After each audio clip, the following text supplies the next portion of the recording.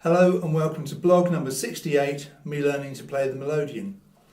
Back in October of 2011 I did blog number 12 dealing with a tune called the Zither Carol. Some people know this as Girls and Boys Leave Your Toys, and it's an old Czech carol that Sir Malcolm Sargent did an arrangement of. I used to do this one with my kids in school when I was teaching, and today I was thinking about the last blog I did talking about layouts. And it just so happens that I was able to figure out two versions of this today, one with a normal third button start with accidentals version and one for an Anahata layout. So it's quite interesting also to see the development since those 6 years have passed. So this Dino Buffetti Melodeon is a third button start with accidentals layout, a pretty straightforward, what most people start with. So just so you know, the third button down on the G row, if I play that note, push in, it's G, and on the D row, it's D. And this tune is in the key of D major, so predominantly we're on the D row, the odd note on the G row that's going to have a diamond head, and we're going to deal with this type of arrangement first for this particular Melodeon. Now, we have to do a little bit of a compromise in this, and it's quite an interesting way we're going to do that, and I'll get to that in a moment. You need to know that the time signature starts as 2/4. We have 3 bars of 2/4, then it goes to 3/4 for 2 bars, and then back to 2/4, and then back to 3/4. It keeps swapping backwards and forwards between 2/4 and 3/4. So it's kind of weird. And you can hear it's just working its way up in pitch down the keyboard here, down the fingerboard, and we've got D, E, D on this third button, push, pull, push. I put a couple of daggers under the second and third notes there because I actually only pressed the button once to get those 3 notes.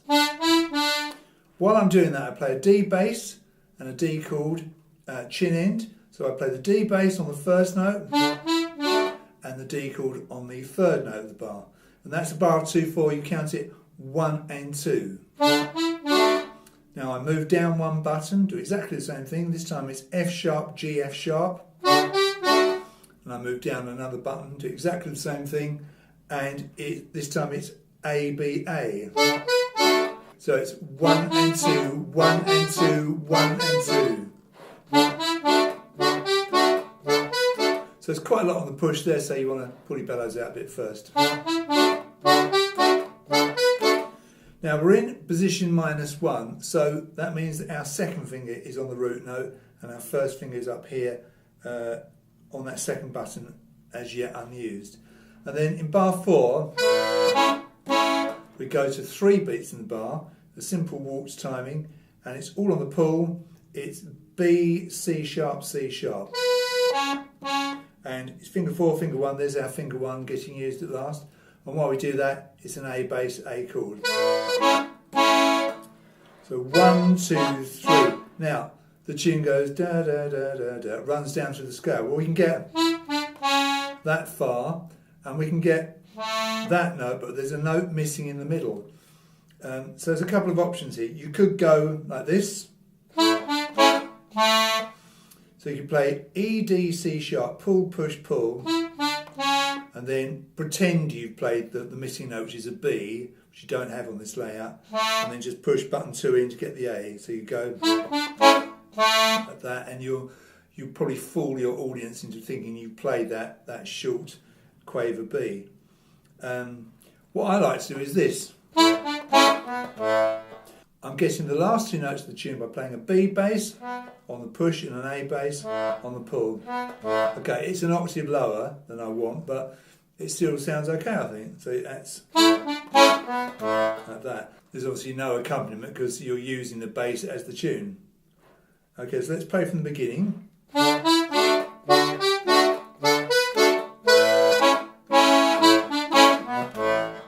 Exactly the same again.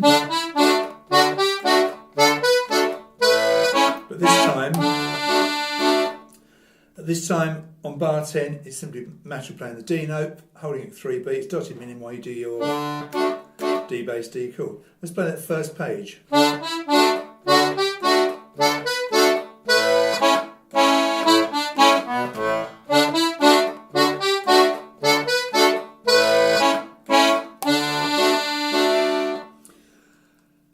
we're going to go into the second page and we're going to move to position home.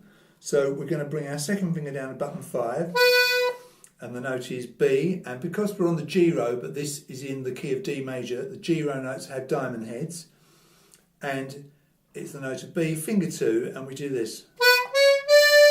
So we play a B on the push on the G row and then we come over to the D row, do a pull push on the same button to get C sharp and D, and then stay on that D row, pull out, play the same button again to get C sharp again, and the button above gives me B. So that is. And the bass line behind that, G bass, G chord, and then an A bass. So it's.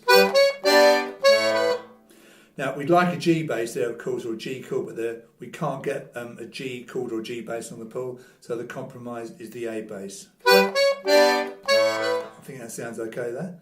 And then we have a B again on the G row, followed by 2 A's on the D row, as we do a D bass, D chord, chin end. That sounds like this. And in bar 13, we're going to do this. Now that is G, A, B on the D row, pull, push, pull, fingers 2 and 3. Then over to the G row to play the A that you've just played on the D row, because you want to pull. Then come back to the D row for the G. So that is like that. And then bar 14, G on the G row, and then F sharp on the D row, as you do D bass, D chord, chin end. So let's play those 4 bars, bars 11, 12, 13, 14.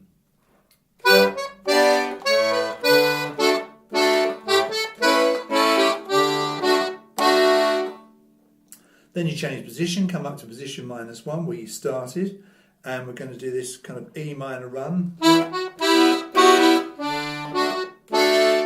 Now this is E, F sharp, E, F sharp, E. Now the E and the F sharp and the E, the first 3 notes all on the D row.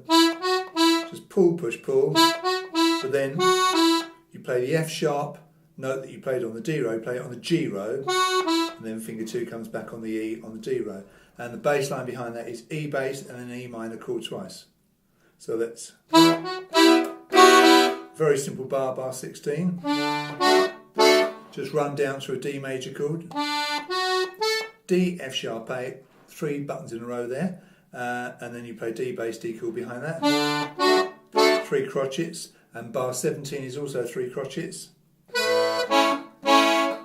and this is in fact the same as bar 9. In fact, bars 9 and 10 are identical right hand wise, except this time the left hand we just play a D bass and a D chord together to finish. So let's play that second page.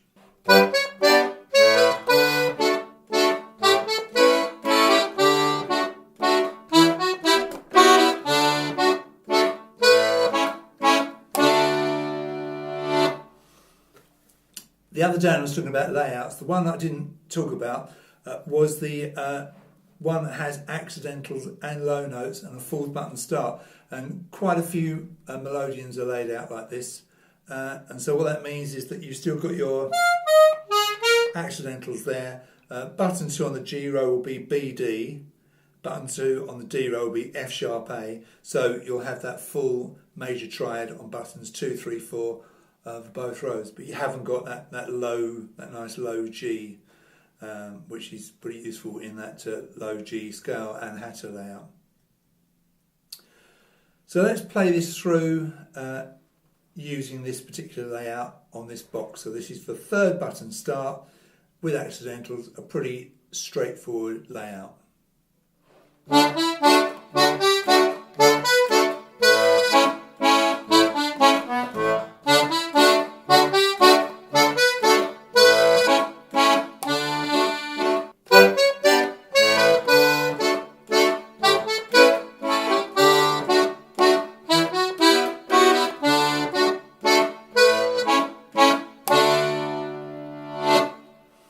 Right, let's show you the same tune on another box. Before I do that and before I forget, it was interesting to notice in that blog 12, that was the first time that I came up with the idea of giving kind of the other row diamond heads. I've obviously done that ever since that time, some 6 years ago. It's just very interesting to me to see that was when it actually started. Right, let's get an Anahata layout box out for you. So this Castanari Lily has got the Anahata layout. It's 4th button start, and it's got that low G major scale, and it's going to come in handy for this tune. The first section is exactly the same as for the other box, except it's a button lower, of course. So we've got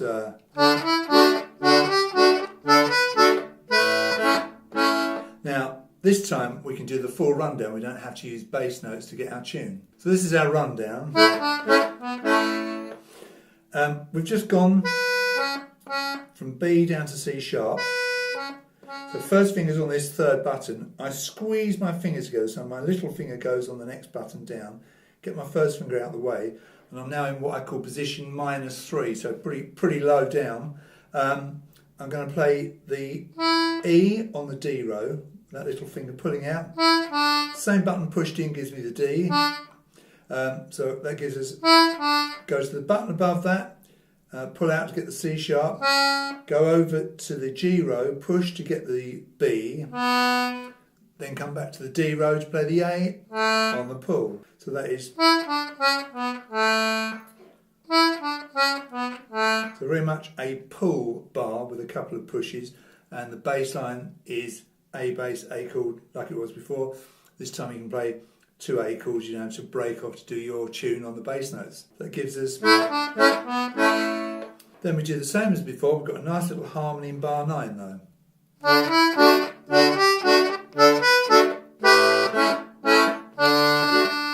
So on bar 9, instead of just going, we're doing this. So we're actually playing the B that we played before, but we're tucking in a G with it. We're playing a B and a G against an A bass. It's kind of an A7 kind of sound. A7, A added 9th. You've got the B on the A. And then we move up one position here to pos -2, so that we get the C sharp, which is the tune, and an A as a harmony. And of course, we only have the A if we have an Anahata layout or a low notes layout. So that is as you play your A bass, A chord. And in bar 10 you play your D note, but with the 3rd finger, because that's where you are position wise, and your D chords. So let's play our new version of this first page with this Anahata layout, and this will also work with low notes as well.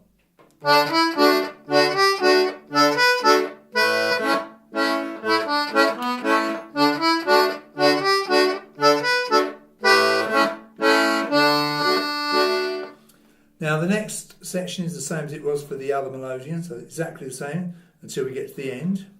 So we've got all this.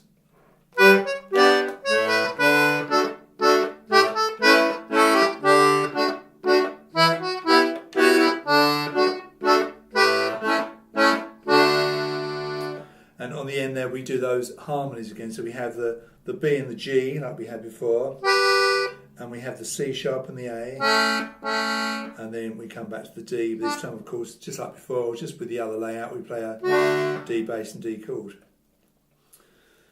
So definitely better, isn't it, with this layout? I'm beginning to, understand myself how useful this Anahata layout is. I mean, with this particular tune, you get these notes from low notes as well as just a, Anahata layout. Let's just play this all the way through for you.